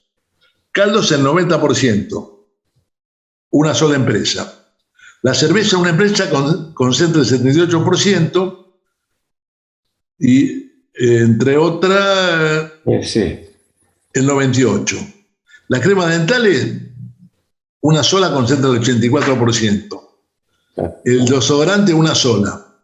Los embutidos, el 83% de las ventas. Y fideos, el 80%, con 5 marcas. Harina, 2. Jabón en polvo y para manos, el 82%. Jugo en polvo, 2 empresas. Leche, 1. Y otra Sancor, que entre las 2 manejan el mercado de la leche. La mermelada, el 70%. Los pañales, 2 empresas. Y los repelentes, el 90%, una sola empresa. Vale, claro. Decir, entre todas si eso no es monopolio. Claro. ¿Qué es el monopolio, no? No sé. Ellos estuvieron en Estados Unidos, estaban en Cana. Estaban en Cana todos. ¿Sí? Nos vamos a un corte y ya volvemos. Quédate en la 88.7 en Radio de la CPA. Debe ser los gorilas, debe ser. Que andarán por allí. Debe ser los gorilas, debe ser. Que andarán por aquí. Debe ser los gorilas, debe ser. Que andarán por allí. Debe ser los gorilas, debe ser. Que andarán por aquí. Y nuevamente de esto no se habla en la 88.7 Radio de la Azotea. con nuestro amigo, compañero e historiador del programa, Franco Manes. ¿Cómo va, amigo Franco? ¿Todo bien? Muy bien, acalorado, pero con mucho placer de poder volvernos a encontrar y hablar de historia. Contanos, ¿qué lindo nos has traído hoy? Una cosa que habíamos anticipado la semana anterior, en historia lo que buscamos generalmente es marcar acontecimientos ocurridos en nuestras sociedades, y especialmente en la Argentina, y volverlo a repasar con una mirada, con nuevas interpretaciones, y también incorporar elementos que quizás no fueron focalizados o tenidos en cuenta con mucha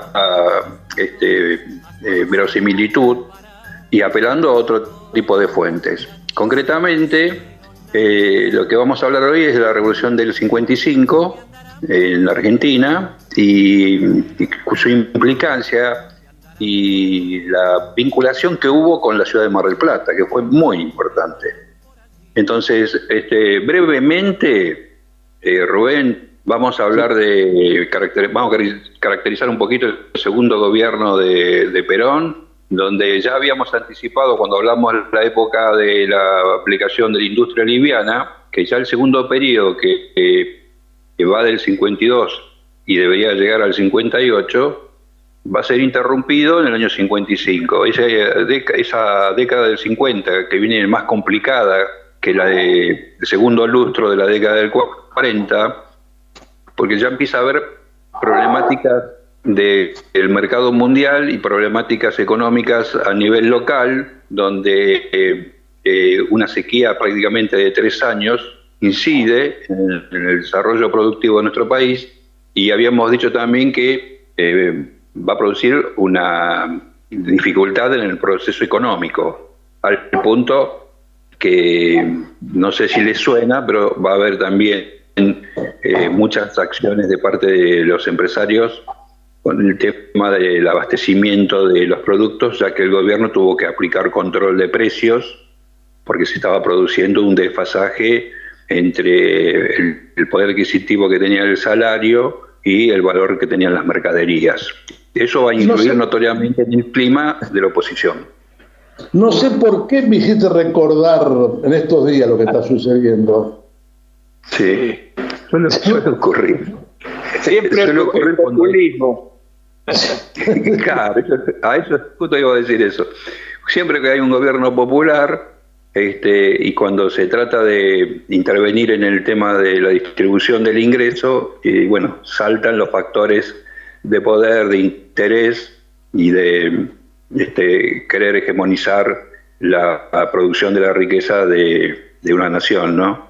Bueno, posteriormente, otro de los aspectos que podemos considerar también que afectan al desequilibrio posterior del gobierno peronista, bueno, no solamente yo, sino varios historiadores plantean que el fallecimiento de Eva es un impacto muy fuerte en el gobierno y en la relación de Perón con su pueblo, porque, o sea, la figura de Eva es emblemática y era un sustento espiritual muy fuerte que se daba en la sociedad, no solamente a nivel de la pareja presidencial, ¿no? Otro aspecto es que la oposición, al ver las elecciones habían terminado con el 62% que había ganado Perón, y veía muy lejos su posibilidad de llegar al poder. Entonces, especialmente en los sectores más de los radicales más conservadores, comienza a haber mucha resistencia, mucha oposición sistemática, comienza a haber una depreciación del poder que tenía Perón, empiezan a atacar desde el punto de vista de las libertades públicas, de la afectación de la República. No sé si todas esas cosas nos resuenan en los tiempos actuales. Y un historiador que considera que los últimos, en realidad, hace como un origen del conflicto, siendo ya la fase definitiva del golpe, a fines del 54, luego del tema de la separación de algunos planteos que había de diputados de separación de la Iglesia y del Estado, la separación vincular entre los casados, y otro hecho importante es la aparición de la creación del Partido de la Democracia Cristiana. ¿Por qué decimos esto? Porque eso enojó muchísimo a Perón, porque Perón se consideraba que a través de su doctrina estaba encauzada todo ese sector, pero evidentemente no consideraba a los sectores un poquito más que tenían otra visión, más de derecha, y que también tenía que ver con la creación de los partidos demócratas cristianos en el mundo, ¿no? En Alemania, en Italia, etcétera, en su lucha contra el comunismo. Entonces él no entendía, no entendía, obviamente que entendía, pero no fue bien recibida la aparición del Partido Demócrata Cristiano. Perdón, Frank, según decían, la creación del Partido Demócrata Cristiano fue un invento del Papa. Puede ser. Claro, del Vaticano, esa fue la línea fuerte. Pero ¿por qué lo mencionamos? Porque cuando hablamos ahora que ya estamos pasando a que desde Corpus Christi, que uno puede ver las filmaciones donde evidentemente había una incentivación antigobierno muy exhaustiva y dramática, que se ven en las filmaciones que hay en las calles cuando van agitando pañuelos blancos luego de las misas de la época de Corpus Christi. Sobre eso se va creando todo un clima de odio y de lucha contra el gobierno, que va a eclosionar con la aparición de aviones de la Marina de Guerra que bombardean la capital, y especialmente buscando como objetivo la muerte de Perón. Estos son los bombardeos famosos de junio, que produjeron más de 400 víctimas, más de 2.000 heridos, y evidentemente fue una estocada al gobierno popular de Perón, que, bueno, sabemos los detalles de la reacción a la noche contra algunas iglesias. Lo que marcaba esos hechos, más las inscripciones que tenían los aviones, que había una vinculación de algún sector de la iglesia, evidentemente. El problema, no hubo respuesta fuerte del gobierno luego de estos hechos, porque estaba muy conmocionado la sociedad. Entonces Perón comienza a tener una política conciliatoria, pero inducida o tutelada por los militares también, donde le aconsejan a descomprimir, levantando la censura. Ahí producen la renuncia de Apol, que era el secretario de Informaciones, la renuncia del ministro del Interior y la renuncia del ministro de Educación, que era de marcado tono anticlerical. ¿Cómo se suceden los hechos posteriores? El clima entre el 16 de junio y el 16 de septiembre es tremendo en esa época. Hay un clima bélico de destruir al gobierno, de querer derrocarlo. Perón toma ciertas prevenciones con distintos cuarteles en la zona de la provincia de Buenos Aires, en todas las zonas cercanas, pero la sonada iba a venir desde el interior, desde Córdoba.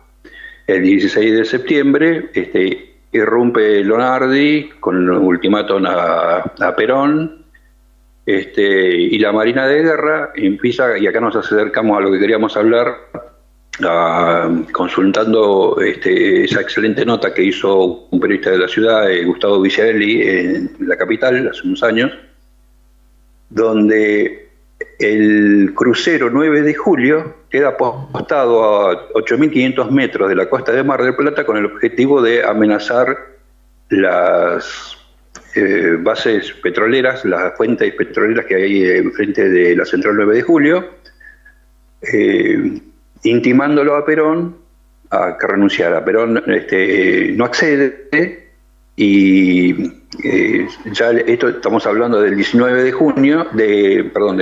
septiembre, 3 días después del golpe, y se produce una evacuación del puerto y de la costa hacia adentro 5 cuadras, desde Playa Grande hasta la Bristol también. El objetivo es destruir los almacenes de combustible, los cuales efectivamente son bombardeados, destruidos. Por suerte la gente había sido evacuada, la mayoría de las personas de esa zona eran italianos que habían participado, conocido lo que fue una guerra. Cuando se dio la orden de evacuación, fue masiva la salida de toda la gente, afortunadamente, y hubo algunos impactos que cayeron en las cercanías de 12 de octubre, de Calle Bermejo, de muchos lugares. Y otro lugar de impacto también fue el GADA 601, que era oficialista, digamos, era partidario del gobierno. También hubo hubo mucha amenaza de desembarcar las tropas de Marina, eso no ocurrió, hubo toda una movilización en la Escollera Norte con civiles armados que estuvieron un tiempo ahí pero se retiraron, y luego de todos estos hechos, sintéticamente, la otra gran amenaza que tenía Perón era el crucero Belgrano, donde estaba Rojas, que estaba amenazando la planta petroquímica de La Plata, la destilería de La Plata, la de Dock Sud y la ciudad de Buenos Aires, desde cuyo barco podía llegar hasta 20 kilómetros de distancia en los cañonazos. Afortunadamente, luego de este bombardeo de los tanques acá en Mar del Plata, Perón ya directamente decide renunciar y bueno, empieza su largo periplo, que se escapa con la cañonera, todas las cosas que sabemos, y se va para Paraguay. Increíble. Bueno, Franco, lamentablemente siempre nos quedamos cortos del tiempo. ¿La seguimos el jueves que viene, te parece? Bueno, ¿cómo no? Dale.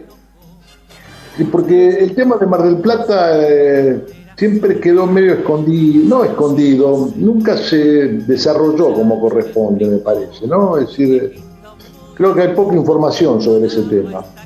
Se ha levantado mucho la veda cultural al respecto, porque había una especie de veda de estudio de no meterse con ese tema. Ahora han pasado tantos años que creo que ya es hora de que se hable.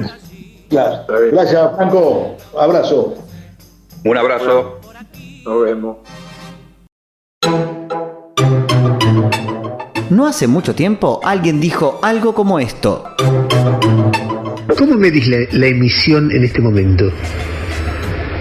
Vamos a tener los parámetros de emisión, como la medís en la calle. Yo te diría cómo lo mido, cómo lo puede medir cualquier ciudadano. No, está bien, pero en términos técnicos. Con lo que puede ir a comprar. Con lo que puede ir a comprar, Ernesto. No, eso en términos de inflación. Vos vas a comprar antes comprabas un changuito. Está bien, pero vos decís que el gobierno está emitiendo de manera descontrolada. ¿Cómo se mide? Eso es lo que está pasando. Está bien, la masa de emisión, Ernesto. Pero vos tenés los datos. Pero es que tenés esos datos, pero mirá la calle, mirá lo que está pasando. Pero en la calle yo no puedo ver cuánto emite el gobierno, hay datos que son objetivos. ¿Sabes cómo lo ves? Cuando el valor de tu moneda... eso lo ves por... Pero espera, no, Diego, no, porque había inflación en la época de Macri, incluso cuando no se emitía nada. Sí, o sea que evidentemente vos podés ver que hay inflación y de repente el gobierno emite. Vos decís, el gobierno está emitiendo. Pero igual déjame decirte algo, inflación es un mal que nos aqueja a los argentinos. No, está bien, pero vos decís que en este caso... Está bien, pero vos decís que en este caso el gobierno está emitiendo de manera descontrolada. ¿Cuánto aumentó la emisión respecto del año pasado, por ejemplo? ¿Vos tenés la idea esa o es una frase hecha nomás, una fórmula? No es una frase hecha, Ernesto, no es una frase hecha. Preguntar a los jubilados de lo que gana que hace con la mínima con 23.000 pesos. Pero eso es otra cosa. Pero preguntarle... No, pero espera, es que no es una pavada. Es una cosa... Claro que no es una pavada. Diego, estamos discutiendo dos cosas distintas. Si hay inflación, no hay duda que hay inflación. Y que un jubilado con 23.000 pesos ahora y hace 4 años los jubilados ganaban muy poquito. Ahora, eso digo, lo que yo pregunto, como vos decís, la emisión genera inflación y esto pasa porque empapelan el país. Yo te pregunto, ¿cuál es el dato que vos tenés? Son varios, que reflejan... No, está bien, pero empapelan... Pero vos tenés el dato de cómo... ¿Vos tenés idea con ese plan económico que tenemos los argentinos? bueno, eso es otra cosa. ¿Cuál es el plan económico? No, está bien, entonces está claro que vos decís empapelan el país sin un dato. En un nuevo capítulo de Hablemos sin saber, Diego Santilli no aguanta una repregunta. Una. Maravilloso. Claro, no. Sí, y viniendo de un periodista que digamos que no, sabemos que no es kirchnerista. No, para nada. O sea que bastante tiene simpatía con gente como Larreta, como gente como seguro. Santilli. Digamos, yo no digo que sea pro Macri, pero no es un periodista de este bando, digamos. No, de este lado, no es de sin embargo, le hice una pregunta bien aguda, bien en profundidad, y no le contestó ninguna, decía cualquier pavada. Es que ellos dicen pavada. Es que no saben, escúchame, no saben, no tienen idea de las cosas. No Como saben lo que están acostumbrados a mentir y a decir cualquier cosa, y ningún periodista de los medios hegemónicos le repregunta nada, entonces se acostumbra y dice, bueno, y dicen cualquier cosa, mienten descaradamente, como lo hace la Vidal, como hace Santilli, dicen cualquier cosa, total, nadie les repregunta. Lo toman como cosa hecha, ya. Claro. Y cuando alguien, viste, le pregunta realmente en profundidad las cosas, bueno, no contestan porque no saben, no conocen el tema, no se preparan. Mira, muchas veces lo hemos hablado acá en el programa, ¿no? ¿Vos viste la degradación que hay de personajes de Cambiemos con poder ejecutivo como este Santilli?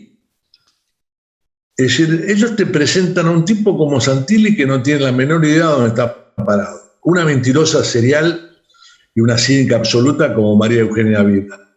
Lo tienen al DIPI como personaje, un numen que ellos se abrevan ahí.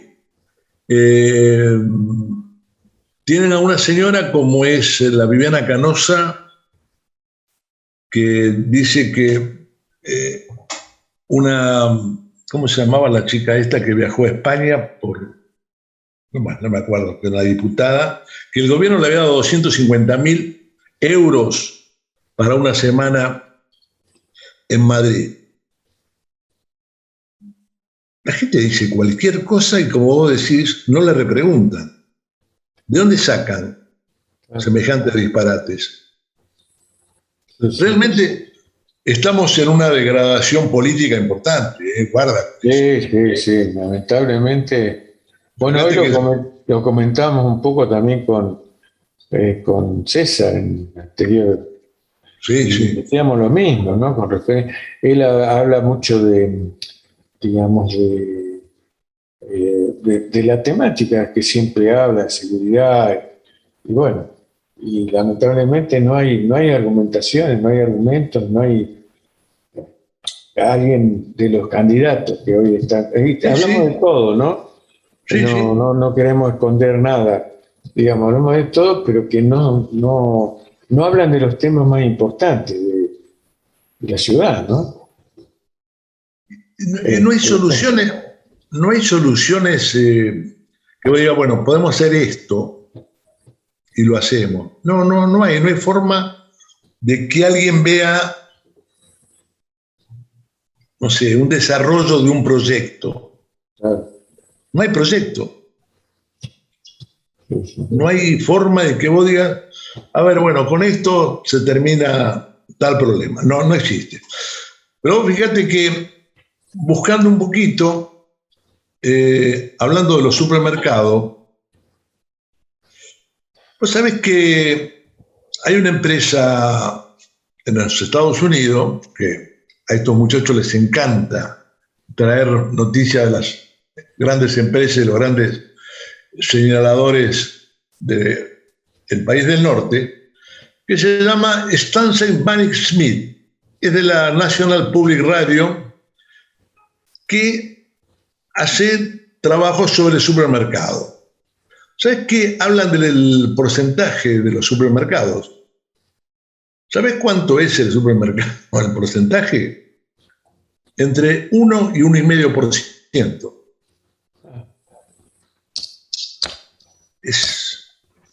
Voy a decir, no puede ser, sí, puede ser. ¿Sabes que hace muchos años había un ministro de Agricultura, Roberto Jaguar, que también empezó con este tema? Y dijo en su momento, los supermercados en la Argentina marcan un 35%, cuando los supermercados en el mundo están entre 1,5% y el 8%. Esto no es nuevo. Y Jaguar daba una especie de ejemplo, ¿no? Que yo lo traje a números de hoy. Dice, el costo de la leche para un supermercado es de 33,26. El supermercado le dice al vendedor, la góndola es esa.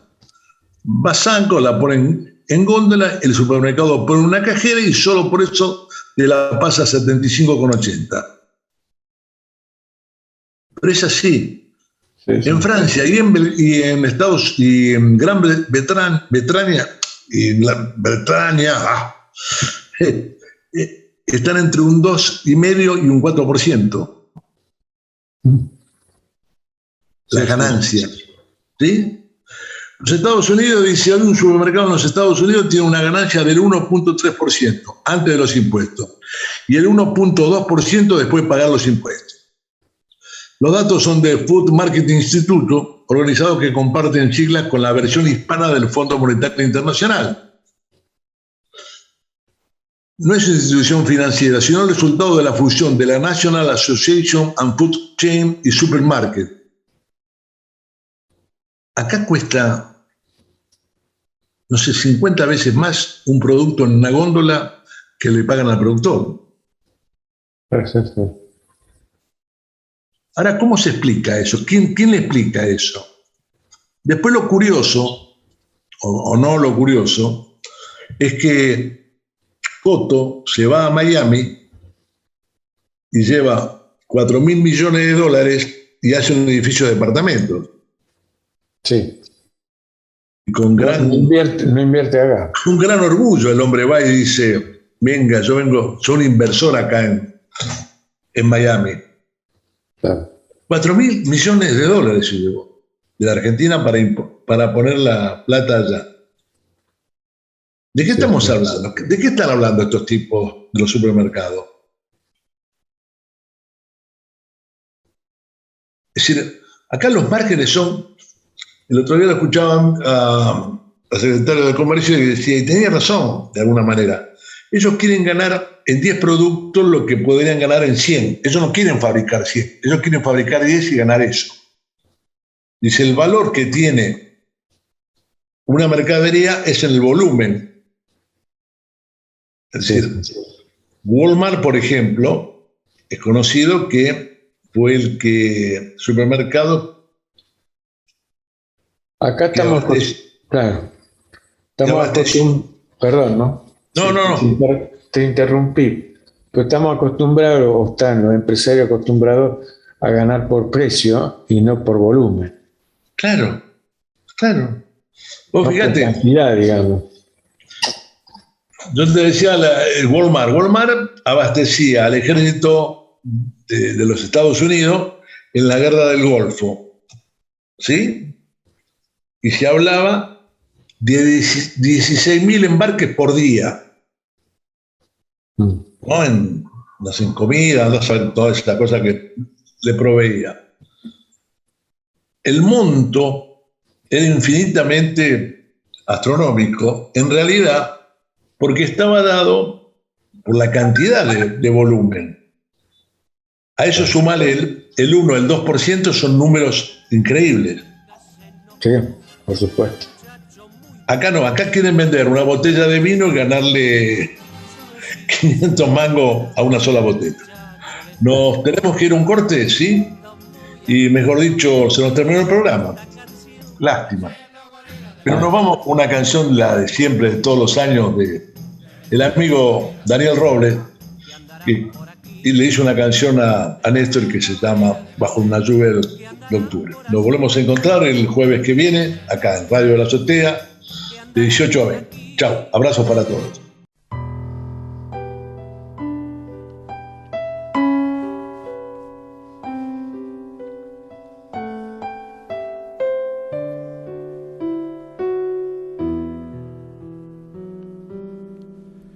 La radio interrumpe un tango para informar una muerte.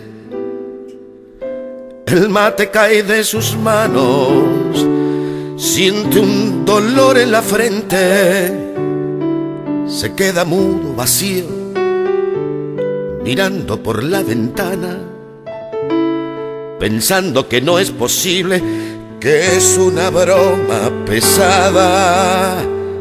Desde la casa de al lado se escuchan risas y gritos, se abrazan, brindan, festejan.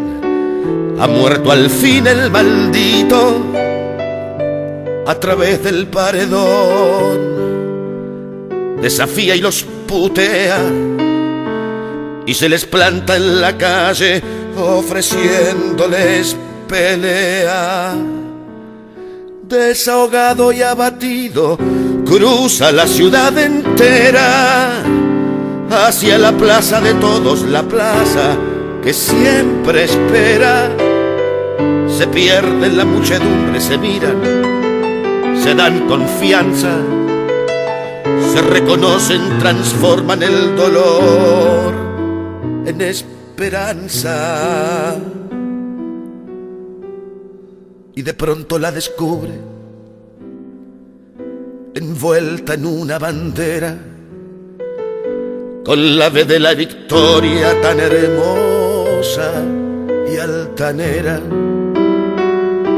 Bajo la lluvia de octubre, rodeada de compañeros, es una gloria mirarla con su blusa abierta al cielo.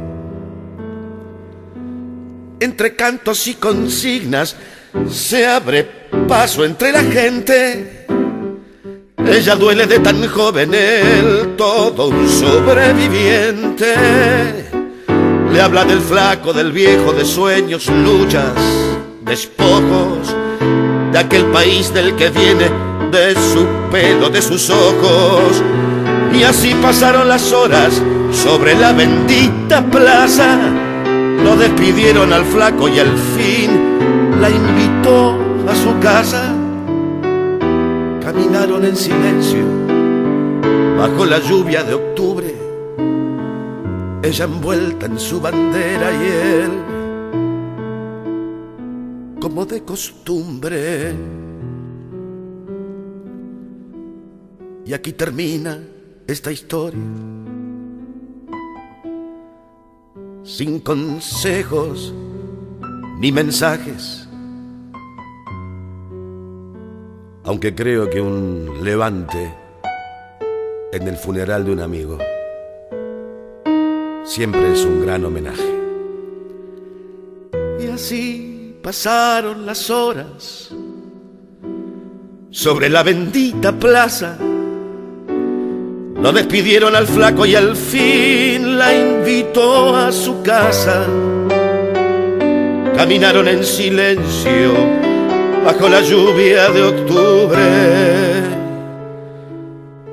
ella envuelta en su bandera y él